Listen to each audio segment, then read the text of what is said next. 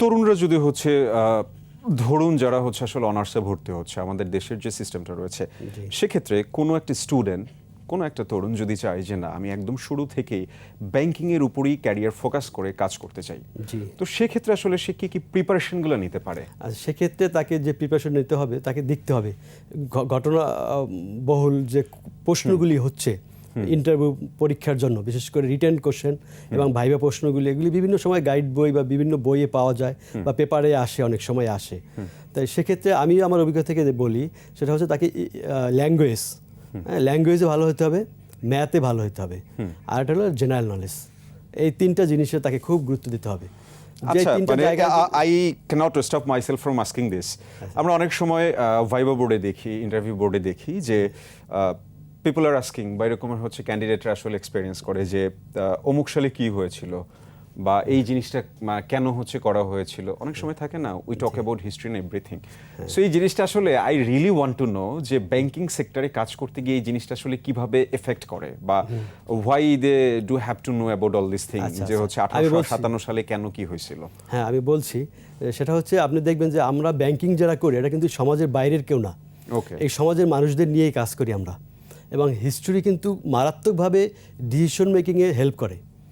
আমরা প্রায় বলি না যে আমরা হিস্ট্রি বড় শিক্ষার, অতীত থেকে আমরা শিক্ষা নিই না, ইতিহাস থেকে শিক্ষা নিই না।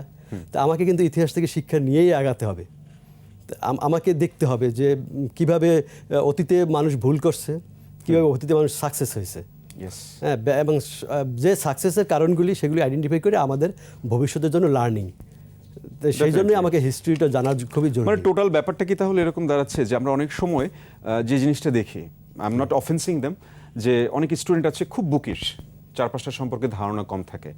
সো আপনার ইন্টারভিউর তাগিদেও সে যদি জানতে পারে যে ইতিহাসে কোন সময় কোন ঘটনাটা ঘটেছে বা সাময়িক সময়ে কি ঘটছে, এই জিনিসটা যদি জানতে পারে তাহলে তার সোশ্যাল যে অ্যাওয়ারনেসটা থাকে বা ওই যে কানেক্টিভ যে পাওয়ারটা থাকে ওইটা মনে হয় গ্রো হয়।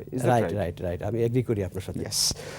আপনি ঢাকা বিশ্ববিদ্যালয়ের মার্কেটিং বিভাগ থেকে পড়াশোনা করেছেন এবং ক্রেডিট বিভাগে সফলতার সাথে কাজ করছেন। সো মার্কেটিংয়ে পড়াশোনা আপনার হচ্ছে ব্যাংকিং ক্যারিয়ারে, বিশেষ করে ক্রেডিট এবং হচ্ছে রিলেশনশিপ ম্যানেজমেন্ট কিভাবে হেল্প করেছে? আপনি বলছেন যে আমার ডেজিগনেশনটা আমি রিলেশনশিপ ম্যানেজার। হ্যাঁ, আর মার্কেটিং এখন আধুনিক মার্কেটিং বলে যে মার্কেটিং, আমরা যখন স্টুডেন্ট ছিলাম আমরা পড়ছি মার্কেটিং মানে মিটিং দ্য কাস্টমার নিড প্রফিটেবলি, আর এখন বলে রিলেশনশিপ মার্কেটিং। হ্যাঁ, রিলেশনশিপ এখন মানে আপনার সাথে আমার যে সম্পর্ক বা আরেকজনের সাথে আমার সম্পর্ক, এই সম্পর্কের মাধ্যমে কাস্টমারকে ম্যানেজ করা হয়, এটা হচ্ছে রিলেশনশিপ।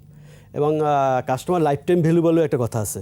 যেমন ইয়াংদেরকে যদি আমরা টার্গেট করি তার লাইফ টাইম ভ্যালুটা অনেক ধরে নেওয়া হয় যে অ্যাভারেজ এজ যদি আপনার 70 হয় সাপোজ আর কি, ফর এক্সাম্পল, তার মানে যদি আমি 20 এইজের একজন কাস্টমারকে আমরা টার্গেট করি, তাকে তাহলে 50 ইয়ার পর্যন্ত সার্ভিস দিতে পারবো। তার মানে আমাদের লাইফ টাইম ভ্যালুটা অনেক বেশি। তাই এই জন্য আপনার যে প্রশ্নটা করলেন যে মার্কেটিংয়ের নলেজটা খুবই গুরুত্বপূর্ণ ব্যাংকিংয়ের জন্য।